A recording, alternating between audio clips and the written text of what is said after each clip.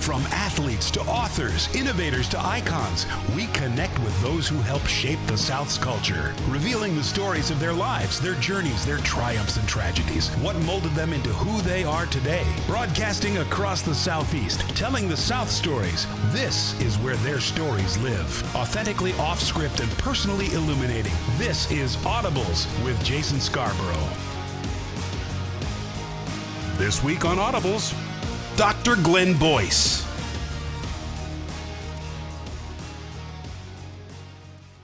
So your story starts in Watkins Glen, New York. Is that correct? That's correct, Jason. So how would you describe growing up there in Watkins Glen, New York? It was a wonderful upbringing. I took into Watkins Glen was my home village, and it was in the Finger Lakes region of upstate New York. Beautiful area of the country, but I grew up way out in the rural part of it. And actually, I grew up in a small community called Townsend, New York, that nobody will have ever heard of by any means. It was about 7-8 miles up in the hills outside of Watkins Glen. But it was a beautiful, beautiful area. You could see for 20, 30, 40 miles. And the lake, Seneca Lake, where Watkins Glen is located, one of the most beautiful lakes in all of America. So it was a wonderful upbringing, and I really enjoyed my time, up there. How would you describe your family growing up? My family was a hardworking, blue-collar family. My dad was a construction guy. He drove heavy equipment, and that's how he made his living. And my mom worked as a secretary for most of her life for construction industry, and then eventually for Corning Glass Works. But that was their life, and very, very hardworking people. We were an incredibly self-sufficient family, Jason. We raised our own cattle for meat, and we had our gardens for our vegetables, and we pretty much did everything with our hands. If there was going to be any work done on our house, we were going to do it. If we were going to add on to the house, it was going to be done with my dad and I. And if we were going to lay a sidewalk, we were going to do it. It didn't matter what it was. We were going to be a self-sufficient family, and I learned at a very, very young age not only to work really, really hard, but I learned a certain amount of skills and that have certainly been a wonderful way to live my life, to be able to do things with my hands that I've enjoyed that I'm not sure I would have if I'd come up a different way. Now, you could weld, tear down a car engine, drive a bulldozer, all by the time that you were a teenager. Now, you need to show me another university president or chancellor they can say that, right? Your dad felt it important for you, like you said, to work with your hands. So why do you feel your dad felt that was so important? Well, I don't know if he felt that was so important, but I think that's what people thought would be my destiny. I was going to follow in my dad's footsteps, right? And so in turn, my dad had me at a very young age, because he raced stock cars in the dirt tracks of upstate New York. So in turn, I learned how to tear down engines. I learned how to weld, like you said, a very, very young age. And I could drive dozers and dump trucks and you name it. It was just because that's the way that we were brought up, and that's the lifestyle that we had. And so my destiny, of course, because Watkins Glen at that time was the epicenter for United States Grand Prix racing in America. And it was the only United States Grand Prix race in the country. And so in turn, racing in upstate New York, including the dirt tracks, was really, really popular. And so in turn, it was not uncommon for my dad to race on a Thursday, Friday, Saturday nights, and Sunday afternoon. And so in turn, that car would get tore up quite a bit, and I'd be out in that garage helping him an awful lot, try to keep the thing running. So that's what we did, and that was the lifestyle. Is it true that at one time your dad wanted you to pursue being a race car driver? There wasn't any question about it. My dad loved NASCAR, and I think his dream for me was always that I was going to somehow get on the NASCAR circuit and drive. And Jason, when I was 16, you could start driving in New York back then and racing. And so in turn, I was getting ready to, and my coaches went to my dad and said, one in particular, my basketball coach, and said, hey, would you keep him out of the car till we're done with him? Because I was playing all three major sports at the time, basketball, football, and baseball at my school, which was not uncommon back then. And my dad agreed, which really, honestly, Jason, surprised me. I didn't think he would agree to that, but he agreed. And by the time I became a senior, my coaches had taken me under their wing, and next thing you know, I was off to college, and my racing career was in the rearview mirror. You played basketball at a small college in New York, but decided that wasn't quite the college experience that you wanted, but you had to pay for your own college. So what led you to say, you know what, I want a better or a different college experience, and what led you to make that decision? Yeah, and I did. I had to pay every penny of my own college education, and so and that was fine, by the way. I never begrudged that, and I can tell you that that because I worked hard throughout my life, and I think, you know, sometimes people ask you, you know, what's the one thing your parents gave you? Well, I have an easy answer to that besides the love and so on and the support. You know, my parents taught me how to work hard, and they taught me to never, ever give up, never quit. And that was just not accepted, period. I can tell you, I worked road construction for 5 summers to put myself through Ole Miss. And so I would go back to New York, and I would live at home, and I would work 3 months out of the year road construction and do a lot of tough jobs and drive a lot of heavy equipment and, you know, do a lot of other types of jobs and get up really early in the morning. And I wanted to quit a lot. I don't mind telling you, you know, but that was not acceptable in my house, and it wasn't going to happen. And so in turn, that's the one thing they gave me that was so very, very important that I've carried through life, is to work incredibly hard and never give. You talked about how you ended up at Ole Miss. It's such an interesting story. So you're looking through catalogs, and yes, I would ask people to Google what a catalog is.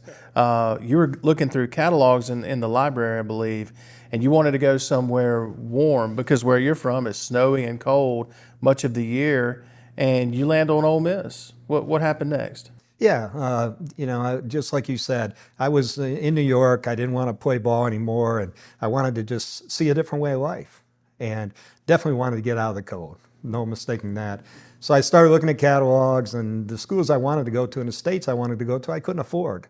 And so I was calculating my money, and I put out a Mississippi catalog, and it just happened to be an Ole Miss catalog. And sure enough, first thing I did, of course, is I flipped to how much it's going to cost for me to go there. And when I realized and called down that afternoon and said, hey, you know, I'd love to come to your school because it says here that this is what it costs. And I got a sweet older lady I knew with a southern accent, and she said, well, do you have a 2.0? And I said, yeah, I got a 2.0. She said, great. Bring a copy of your transcript and your checkbook and come on down. And I thought, whoa, wait a second. You know, are you sure that's all it's going to take? And she said, oh, yeah. I said, you don't understand. I'm loading everything I own in an old beat up car, and I'm headed down, and I got to have a place. And she said, trust us, you'll have a place. The reason I say that, tell that story, and I tell it periodically to my students and to others, is because I always want Ole Miss to have that kind of trust. And I always want students and prospective students to understand that they can have that kind of trust and faith in this university, because I trusted that voice on the other end of the phone, loaded up my car at Christmas time with everything I owned, which wasn't a whole lot. It was an old beat up, rusted car from the snow belt, and didn't even know how to get to Mississippi, probably couldn't spell Mississippi back then, Jason. And here I come. Drove up on campus, and I'm blessed. I went up to the Lyceum where they told me to go, where I'm blessed to work every day now. And next thing you know, that night I've got a meal plan, I've got a class schedule, and I've got a dorm room. Jason, I'm the happiest guy in Mississippi or the nation, I promise you. And I just deeply respect the fact that my trust and faith was met, and it has changed the entire trajectory of my family history. Chancellor, that is the epitome of leap of faith. So take me back to that trip coming down to the Magnolia State. You talked about when you arrived. Did your family think you were crazy? Your friends think you were crazy? Like, what are you doing? Going to a state you've never been to, going to a school, just arriving, like you said, on a leap of faith. You know, what was that like with your family and friends to say, hey, I'm doing this. I'm taking the leap of faith? Well, I grew up pretty independent, Jason, say, and I'm a first generation college student out of my family, right? So I didn't have the opportunity to visit and talk with my family about decisions like this, okay? I just made those decisions. And I made decisions from when I was very, very young. And it was just part of it. My dad was working a lot and worked a lot, and there were years where he would work out of town, and it was a different kind of lifestyle. And my mom was doing everything she could to just keep the family together, work hard, and take care of us. And she was such a precious lady, and just really part of the inspiration of my life. But so I just said, hey, I'm headed to Mississippi, going down there to go to a university down there, and she gave me a kiss and a hug, and away I went. It wasn't like, hey, why are you going down there? Or, hey, let's talk about whether this is the right place for you. There were no discussions or anything of that nature. There was no guidance offered, nor did I ask for any. All I knew is I had my checkbook and my transcript. Here I come. Don't go anywhere. Audibles returns in a moment here on the Spirit Media Network. Mississippi farmers raise over 800,000 head of cattle each year. We take care of our livestock so you get what's good for your family on your table. We are only one of thousands, but we are united as one to grow the food, fiber, and shelter you need every day. Mississippi needs farmers. The farm families of Mississippi. At Atmos Energy, we believe affordable, reliable, and efficient natural gas is essential to achieving a low-carbon energy future. We're committed to helping protect the environment by providing smart choice solutions to help customers reduce energy use and lower their carbon footprint. Get a rebate up to $600 off qualifying high-efficiency natural gas appliances, smart thermostats, and weatherization upgrades. Together, we're fueling our energy future. Atmos Energy, your natural gas company. Want to take college classes? It's not too late to register at Holmes CC. We have classes that start throughout the semester. You can sign up online or swing by one of our campuses anytime. Holmes Community College, where you could come tuition-free with a 20 on your ACT. Enroll today at holmescc.edu. Family owned and operated since 1986, Lakeside Molding has become the trusted source of architectural products throughout the South. They offer fine interior architectural moldings, custom millwork, and cabinet doors designed and handcrafted in Flowwood. Their showroom on Lakeland Drive is stocked with today's most sought-after interior details, including corbels, post, fireplace mantles, bath vanities, mirrors, and much more. Tim Shoemaker and his staff work closely to meet client needs for new construction, restoration, and remodeling projects. Lakeside Molding, where details make the difference.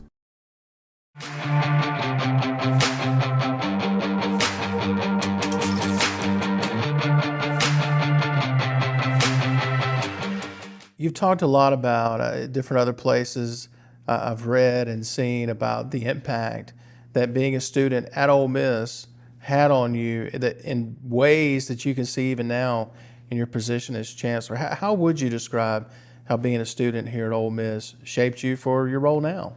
Well, I think the greatest thing about being a student here is, it was a different culture for me, right? And it was completely different in many ways, okay? But for me, it was a positive thing, very, very positive.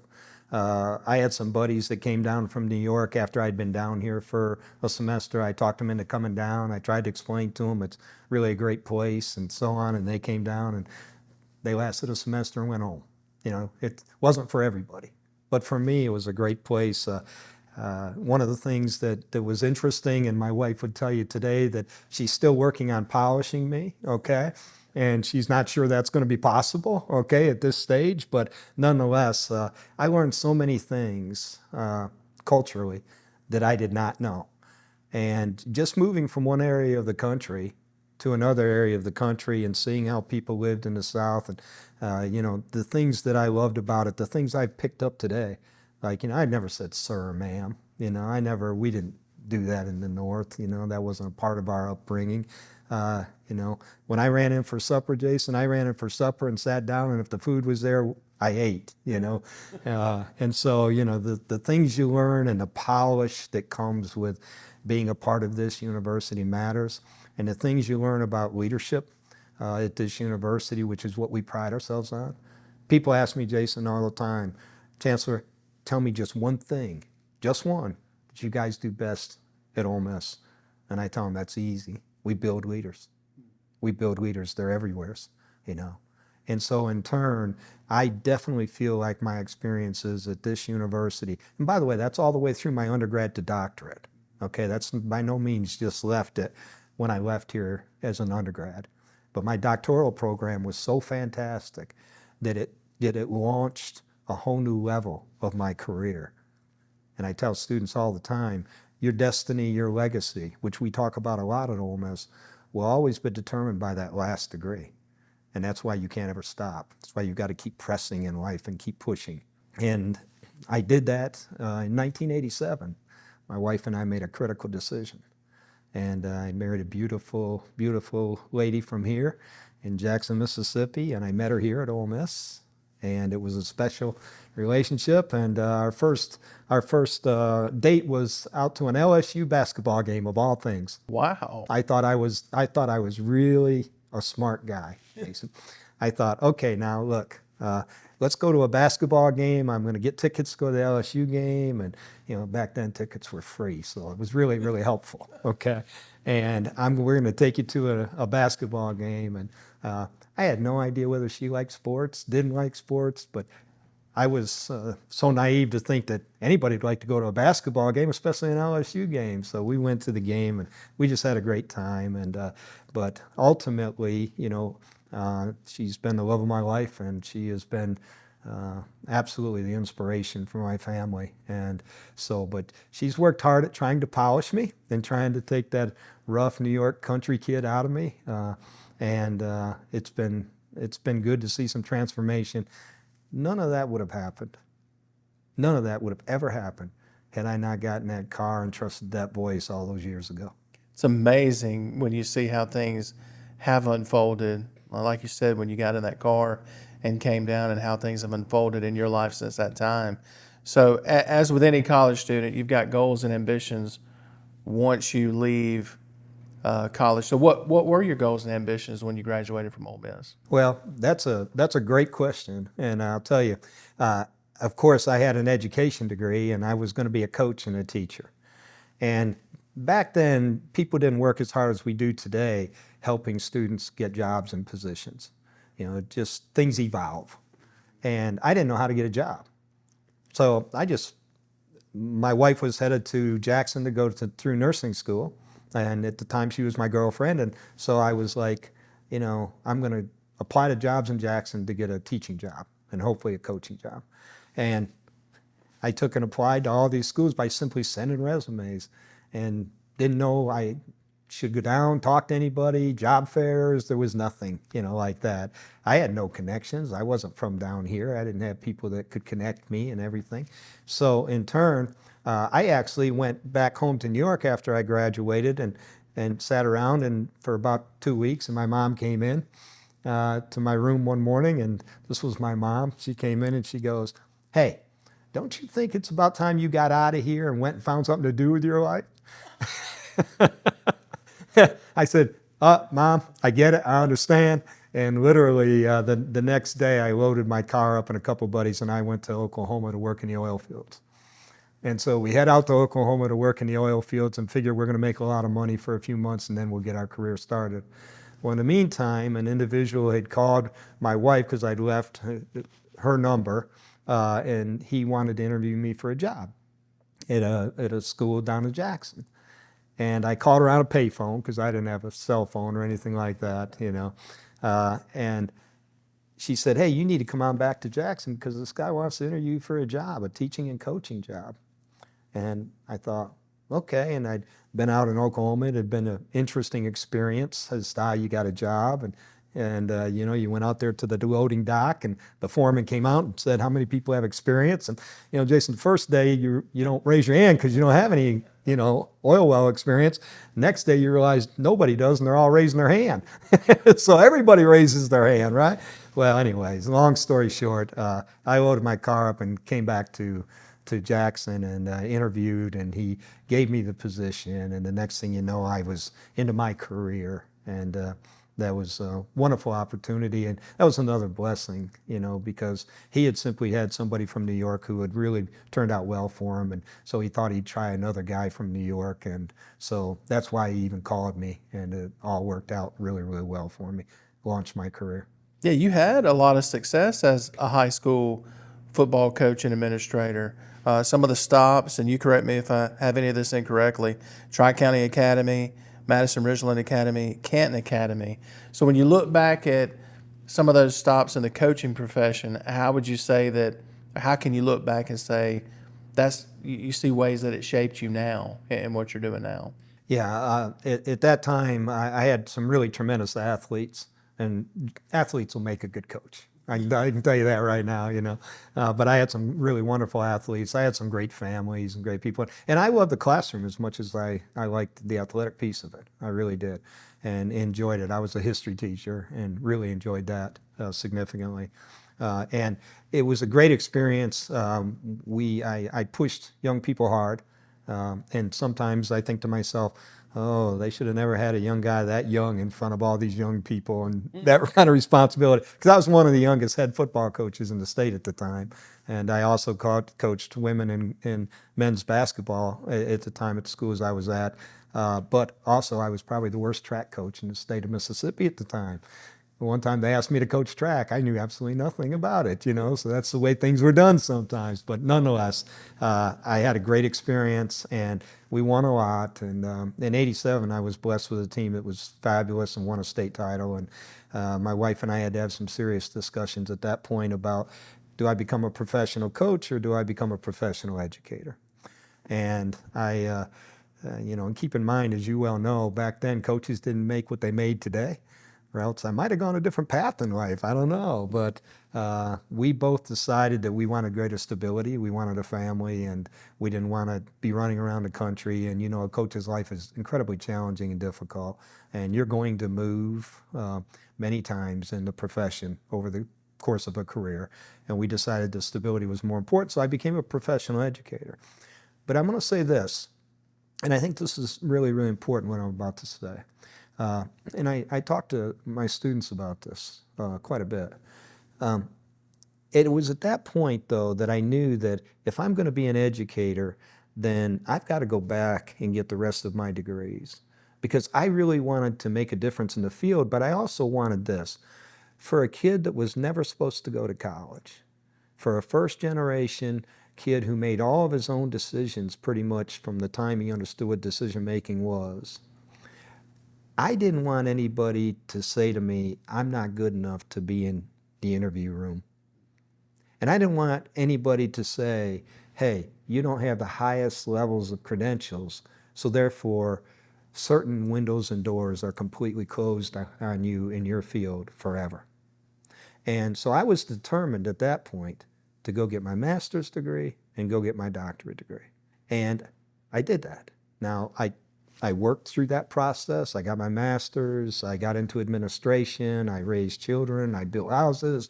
I raised a family. I worked 60 hours a week as a principal. I did all these things that were necessary, but I never quit pursuing my education because I knew that the only way for me to ever hold and be blessed with a position like this in life was going to be whether I could achieve the highest level of qualifications necessary.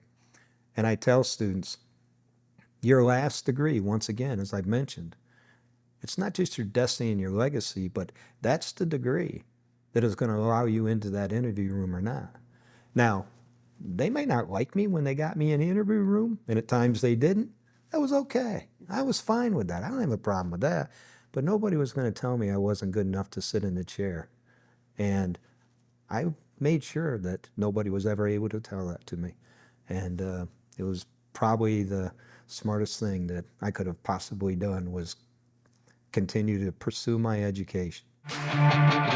Don't go anywhere. Audibles returns in a moment here on the Spirit Media Network. When it comes to choosing energy for your family and your home, make the smart choice with natural gas from Atmos Energy. It's efficient and reliable energy that's essential for today and generations to come. you can count on affordable natural gas to help you save money and keep you comfortable while fueling your dream home. So make the smart choice and talk to a builder today about including natural gas. Together, we're fueling our energy future. Atmos Energy, your natural gas company.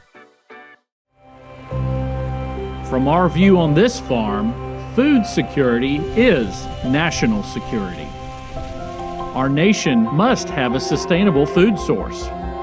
Keeping the supply chain moving and food on our grocery store shelves by growing the cleanest food in the world. We're only one of thousands, but we are united as one to grow the food, fiber, and shelter you need every day because Mississippi needs us. Mississippi needs farmers, the farm families of Mississippi. I stand alone with fire and sun, with passion burning in my veins. Looking for your next unforgettable experience? Come explore Cypress Point, Mississippi's premier event venue, offering breathtaking spaces for weddings, gatherings, and special moments. Get wild on our one-of-a-kind safari tours, where adventure is just a ride away. Then kick back at the tavern, where great food, cold drinks, and good times are always on the menu. And don't miss the live music every week at Cameron's Garage, the new hotspot for the best local tunes and late-night fun. Experience it all at Cypress Point, where memories are made and adventure is just the beginning.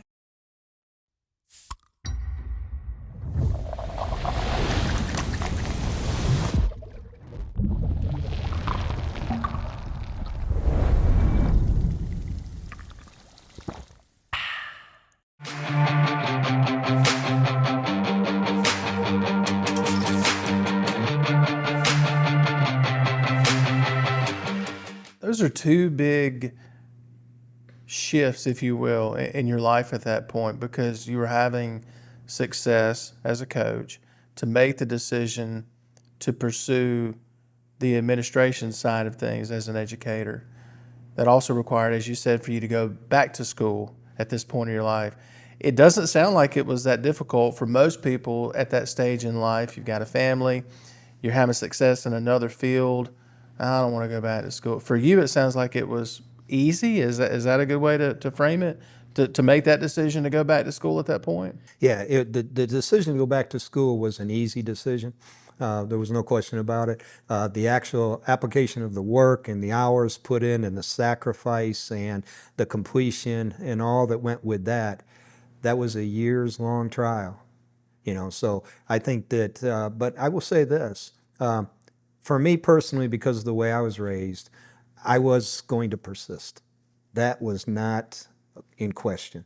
Now, it took me longer than I wish it had, but in the meantime, a lot of positive things happened throughout my career. So you spent some time in the Rankin County School District. I'm a former Brandon Bulldog, so I like to talk about Bankin' Rankin, as we like to call it.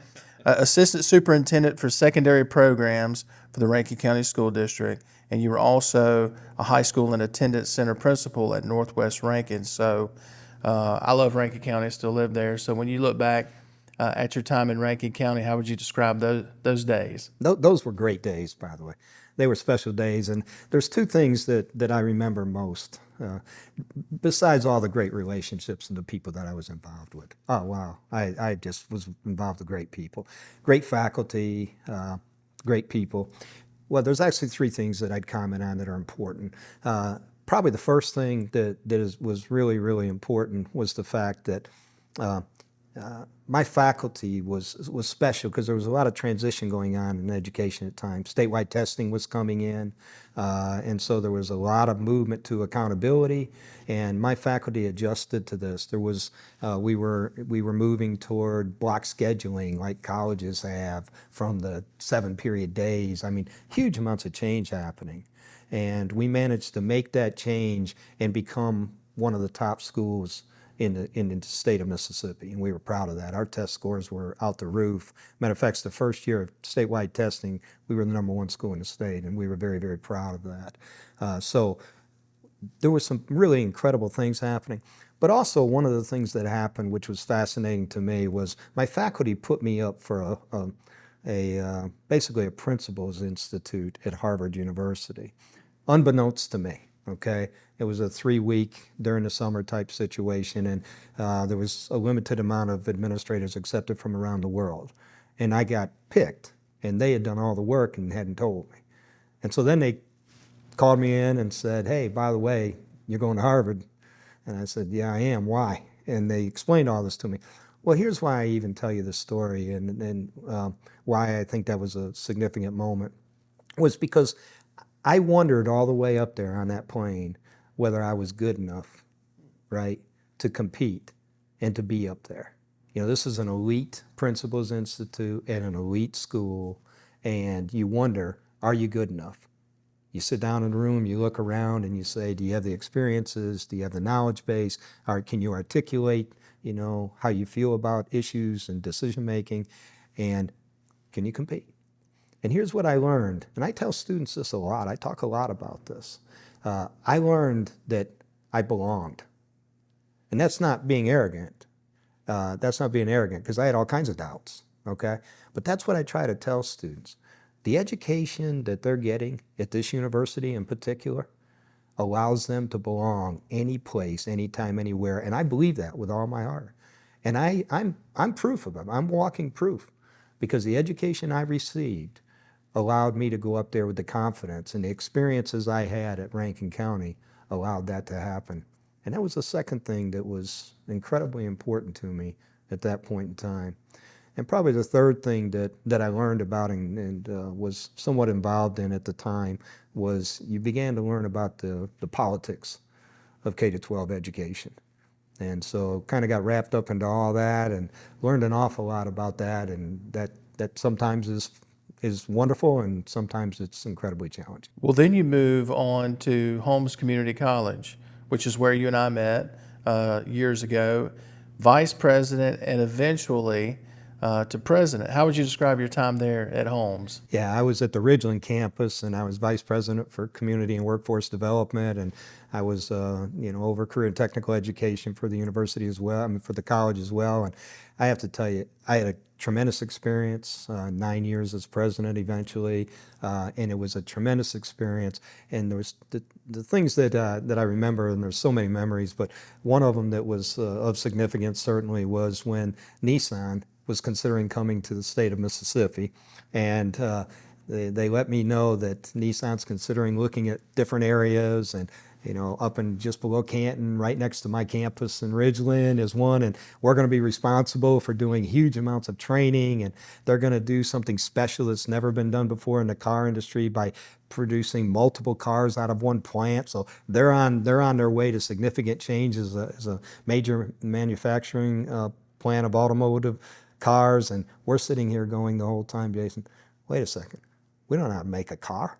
We've never made a car in Mississippi in our lives. What do we know about a car, And I recognize what an enormous challenge that was for our college, because our college was expected to be the major trainer of their labor force.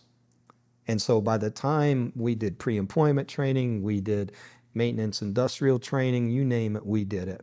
And by the time I was finished as president and had left Holmes Community College, we probably had trained anywhere from, for Nissan and the suppliers, 30 to 40,000 people for that industry. Wow. And what we knew was this. We knew that if we weren't successful, we knew if we failed, that we would be failing the state of Mississippi, because we knew no other car manufacturer would ever come into our state. And we also knew that the reputation we would get globally would matter, because they would say, hey, we had to walk out and leave Mississippi. And with the kind of investment Nissan made, that just could not happen. And so there was an enormous amount of pressure through those years, but it was good pressure. It was good. It made us better. And the other thing it made us do is it gave us a solid reputation as to what our state was capable of doing, which we knew all along. That's such an important story, and I don't know that story. I'm glad you told the story about the importance of the role that Holmes Community College played with Nissan. So you have to drive by Nissan when you go back to Jackson and feel a sense of pride. I'm assuming you do. Yeah, absolutely do. And that story's never been told effectively, and that's a shame, because it's an incredible story. Then the second thing that happened at Holmes that I think about a lot is how I became the interim president there.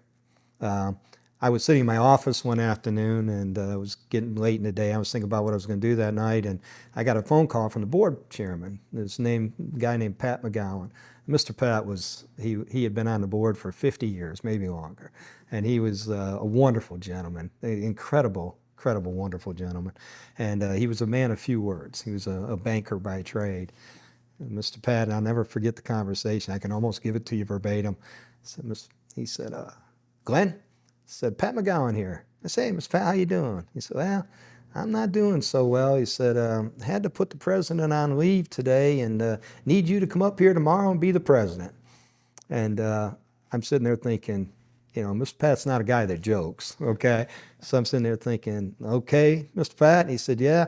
He said, Toddy will be waiting, and Toddy was the executive assistant. She'll be waiting in the office for you, and we'll see you in Goodman in the morning. And he didn't mean him, but that I'd be in Goodman in the morning. And he said, you got any questions for me? I said, no, I don't think I do, Mr. Pat. I couldn't think of any questions, Jason. I wasn't going to probe into what happened or anything. And he said, okay, see you later, and hung up. I sat there for a minute, Jason, I really did, and then I thought, and then I looked up to the heavens, and I said, Lord, I said, I don't know what just happened, but I hope that this is being obedient, and I hope this is the journey you want me on, because tomorrow morning my life's about to change significantly. And I drove to Goodman the next morning, and Toddy was sitting there waiting and gave me the biggest hug, and well, the rest is what it is. So much happened on your watch at Holmes. It's actually where you and I met. I was doing football play-by-play for Holmes, and I never knew who the guest was until about a couple minutes before they walked in. But they always had someone from the school lined up for us to interview at home games. They said, oh, you're interviewing the president of the school tonight, Dr. Boyce. I'm like, it would have been great to know that in advance so I could have some prep questions for him. And, and I felt like I was just trying to tough it out. Sorry about that, but we got through it. We got through it. It was pouring down rain. The game was it was one of those games where nobody could hold on to the football because it was so wet. We had a tropical system that had moved on to shore, and it was, but you and I got through it. Jason, I thought we got through it great personally. I thought you were great. I thought you did wonderful, and always appreciated the work you did for us up there. And I can tell you, though, I do remember that night actually thinking about it out there, because I'm thinking nobody should be playing football here. Nobody should be in these stands. We need to send a band home and call it a night. The thing that I remember about that conversation, too, was you said at that time, and it stuck out to me, and I remember it to this day, that you wanted your students to experience quality with everything they touch. And that is certainly something that has carried on here at Ole Miss. That's something you still live by, isn't it? I live by that. I really do. My children will tell you that, because, and the reason I live by that is because, and once again, I'm very proud of my upbringing, so please know that. But nonetheless, I didn't have that opportunity growing up, okay? And so it matters to me that not every young person's going to have that opportunity. And when you're a first generation, and when you grow up, working really, really hard, and you want every young person to experience that at some point in their life. And so it was important for me, because in particular community colleges, you have an awful lot of first-gen students. So it was very, very important to me that all of my students every classroom they went into looked fabulous, had the proper technology for instruction, so that they weren't falling behind and that other students, other places were having an advantage that they didn't have. So I wanted every building, I wanted every room, I wanted every aspect of that college, from Ridgeland to Goodman to Grenada to Kosciuszko, all my campuses, to be places that were clean, safe, and I wanted my athletic facilities to be the best that they could possibly be as well. But it was important to me. Don't go anywhere. Audibles returns in a moment here on the Spirit Media Network. From the seed, and the soil grows row after row. We take care of this land, using just the right amount of our natural resources and never more than we need. We are only one of thousands, but we are united as one to grow the food, fiber, and shelter you need every day. Because Mississippi needs us. Mississippi needs farmers, the farm families of Mississippi. At Atmos Energy, we believe affordable, reliable, and efficient natural gas is essential to achieving a low-carbon energy future. We're committed to helping protect the environment by providing smart choice solutions to help customers reduce energy use and lower their carbon footprint. Get a rebate up to $600 off qualifying high-efficiency natural gas appliances, smart thermostats, and weatherization upgrades. Together, we're fueling our energy future. Atmos Energy, your natural gas company.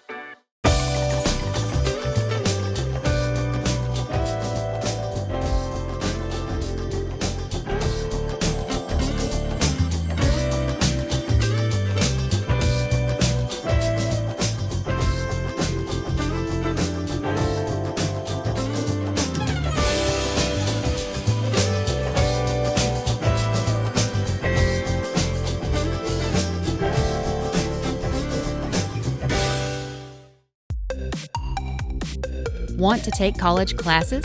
It's not too late to register at Holmes CC. We have classes that start throughout the semester. You can sign up online or swing by one of our campuses anytime. Holmes Community College, where you could come tuition free with a 20 on your ACT. Enroll today at holmescc.edu.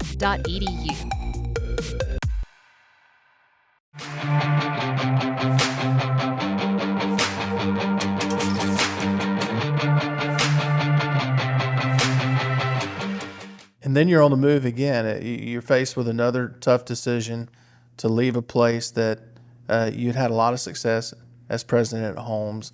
And this time you're at the college boards.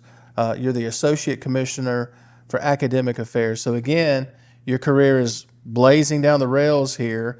And after becoming the associate commissioner for academic affairs, did you feel at that point like, hey, mountaintop? Or were you satisfied or not satisfied at this point? I'm not a mountaintop guy. Right. Okay. I hope I'm still as humble as I was way back when, and I don't believe in that thought process. And but what I thought was, I'd done what I could at Holmes, and it was really time to move. And I was feeling that push and that urge to move and to have a new opportunity. I was blessed, and I had that opportunity to go as associate commissioner. And then events once again, and for actually the third time in my life, but events unfolded uniquely.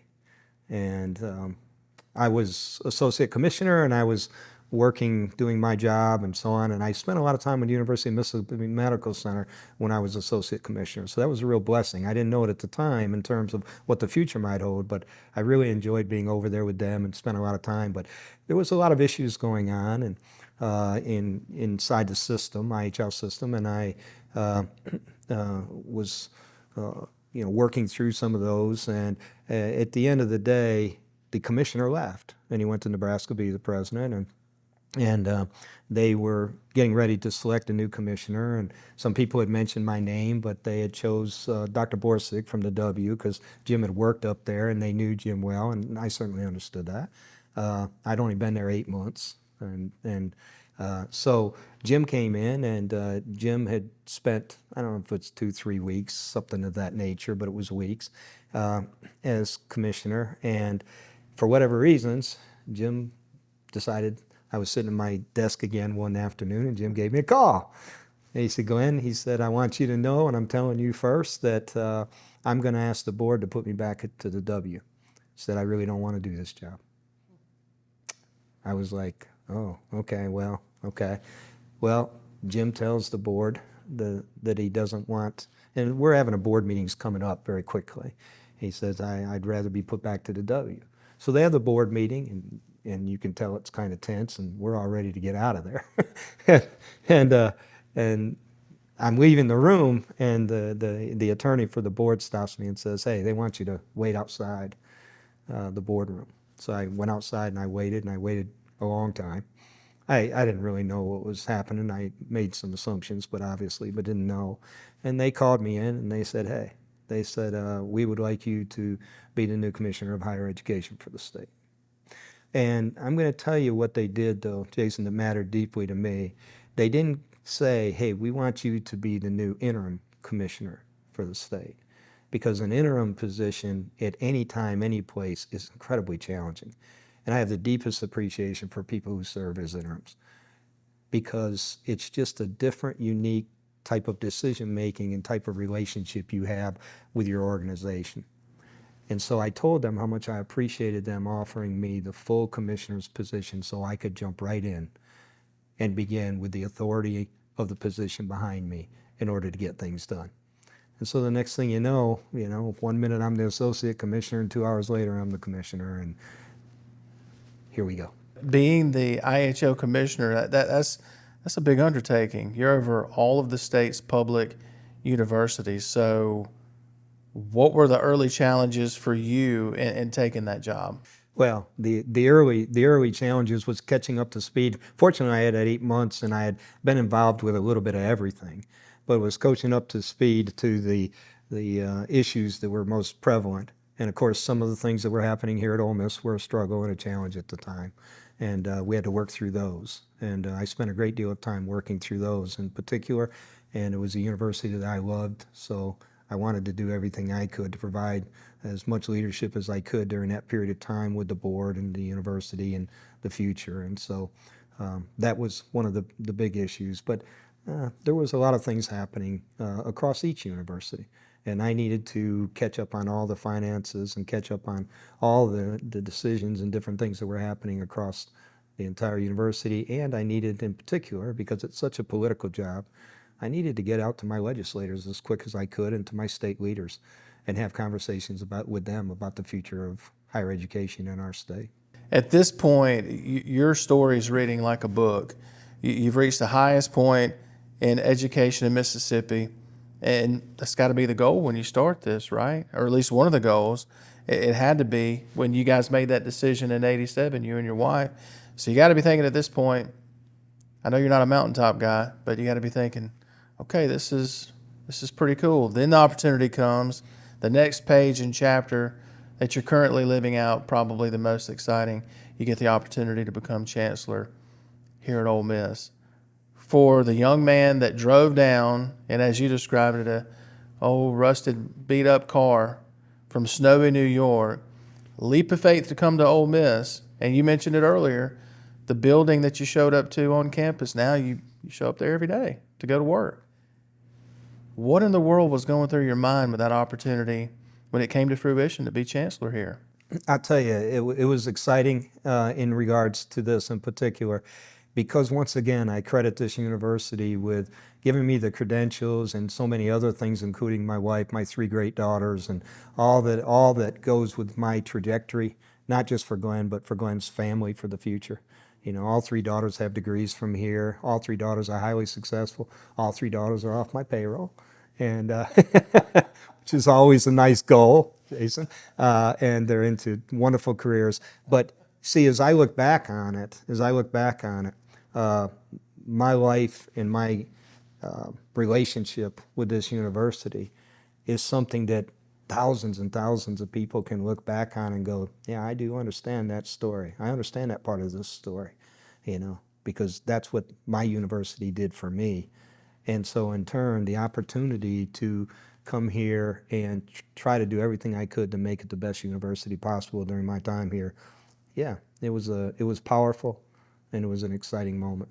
And you've done that under your leadership. Freshman enrollment hit record numbers. The freshman retention rate reached a new all-time record in 2022 of 89.3%. That exceeded the national average at the time. Enrollment both out-of-state and in-state. It's been important to you everywhere you've been, but obviously more important here. What goals do you have year in and year out as it pertains to out-of-state and in-state enrollment? I don't set any goals for that. We're always going to take and we're going to take our in-state students, and there always is going to be a place for our in-state students. The thing I love about Mississippi, and I hope they will never change, and I love this about my institution, okay, and I hope it never changes. We are an open access institution. If you take the college prep curriculum and you're a Mississippi high school student, you can come to my school. And you see, for a kid, once again, this comes from who I was, that wasn't supposed to go to college when life started out. I think it's so incredibly important to allow students the opportunity. Now, they may not choose it. They may choose to do something else or go to community college, but they can come to our institution. They don't have to have a specific GPA, that is just for them and it's so high that they can't get in. They don't have to have a specific ACT score. Matter of fact, unless you want scholarships and different things, we don't even take the ACT as part of our admission criteria for our Mississippi students at this point. We want to give them the opportunity because we don't know who's going to be the next great student out of here that's going to do wonderful things and change the world. And we don't know what their foundation, their background's going to be. We don't know their drive, their will. So in turn, for us to be able to give that opportunity, so any student who's qualified through their college prep curriculum in their high school that wants to come to our institution and is from the state of Mississippi, we got a place for them. And I hope we'll always have a place for them. Don't go anywhere. Audibles returns in a moment here on the Spirit Media Network. Mississippi farmers raise over 800,000 head of cattle each year. We take care of our livestock so you get what's good for your family on your table. We are only one of thousands, but we are united as one to grow the food, fiber, and shelter you need every day. Mississippi needs farmers. The farm families of Mississippi. When it comes to choosing energy for your family and your home, make the smart choice with natural gas from Atmos Energy. It's efficient and reliable energy that's essential for today and generations to come.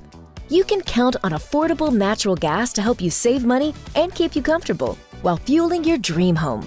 So make the smart choice and talk to a builder today about including natural gas. Together, we're fueling our energy future. Atmos Energy, your natural gas company.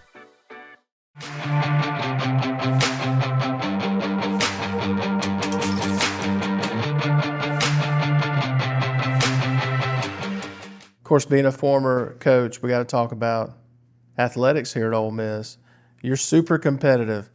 I've known that since the first time we met, how competitive you are. And with athletics here at Ole Miss, things have been good. The baseball team winning the College World Series, the women's golf team winning a national championship. You've got cheerleading and all sorts of different sports winning national championships. So I know how competitive you are when it comes to, well, everything, but especially athletics. How would you grade Ole Miss athletics where we sit right now? Yeah, it's very important to me, and I appreciate the sports and everything you've mentioned. It's very important to me that all 18 of our sports are successful. It really matters to me that we as a university are seen as having a complete, well-rounded sports program. Yes, we all love to go to Vaught Hemingway, and we all love to go to the Pavilion. We all love, certainly, to watch our baseball team perform, especially the way they play. But the truth of the matter is, if you haven't seen our volleyball team play, you'd be amazed at the level of athleticism out on that court. If you haven't seen the soccer team play, softball, it doesn't matter what it is. And that's why right now we are building our facilities, and we're redoing some of our facilities and putting some significant monies into our female facilities, in particular our ladies sports, in order to give them the highest levels of opportunity to achieve facility-wise and to recruit at the highest levels. Because we'd like to be known as that university that has a top 10, top 20 program in the country every single year. And the Directors Cup ranks programs across the nation. It's by Learfield, and they do it every year. And I pay close attention to that. And, one year we were ranked 20th and one year 21st. And, we slipped a little last year to 39th. But still, when you look at those, you go, there's a lot of athletic programs in this nation. I want ours to be from top to bottom wonderful and outstanding. And I also want this, though, and this is important to me. I want athletic events to be so filled with passion and vibrancy and excitement that our fan base knows they've come to an experience. And I think our in-game experience during our football season this year has ratcheted up about 10 levels. When you start at the Grove and you make your way into our in-game experience, and you've got drones lighting up over the stadium, and you've got incredible competitive games like we had with LSU happening, and you have all these things going on. This is the vibrancy that's happening at this place. And then this is attached to the second fastest growing college town in America.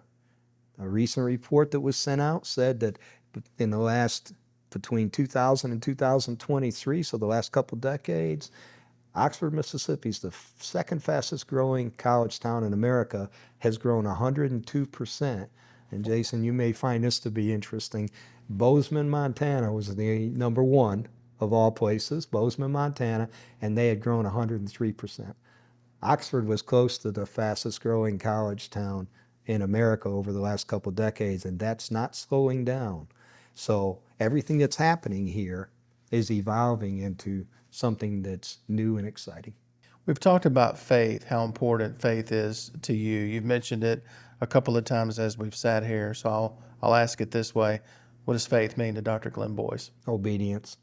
Obedience and love. I mean, those are the two things that it means. And I just hope, I just hope that throughout my life as I reflect back, and as I reflect back, I can see where the Lord had a plan for me. And it's more than a plan sometimes. I think it's a purpose. I use the purpose a little more powerful term, I think. And he had a purpose for me, and I hope that I've been obedient and fulfilled those purposes. And the love comes in is when you can get up every day and want to go do it, and want to, and you're never perfect, right? It's a sinful place, and I'm as sinful as the next, but my relationship with the Lord is very deep and very trusting. My final question for you. Growing up in snowy New York, coming on, just the epitome of a leap of faith to come to Ole Miss. Looking back, what do you think young Glenn Boyce would think about how your story's unfolded? It really is like a movie. What do you think young Glenn Boyce would think? Young Glenn Boyce wouldn't have had a clue.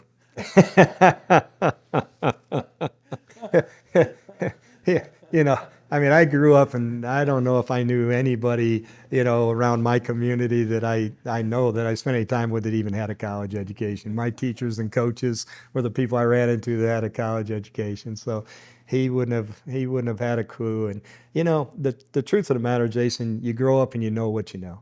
And you know what you know by what you experience and what you see every day, And so I do know this. I do know that if you had bet $1 all those many years ago when I drove up on this campus and said, that guy right there in that car that just got out in his T-shirt and old raggedy blue jeans before raggedy blue jeans were popular, is going to be the next chancellor of Ole Miss X amount of years from now, the odds for you would have been so astronomical that you'd have generational wealth to spread for years and years, I promise you, because the chances of that happening can only be driven by the purpose and plan of the Lord. There's no other explanation for it. It has been incredible to watch this story unfold. And from the first time I met you, I knew this guy's different, and I knew it.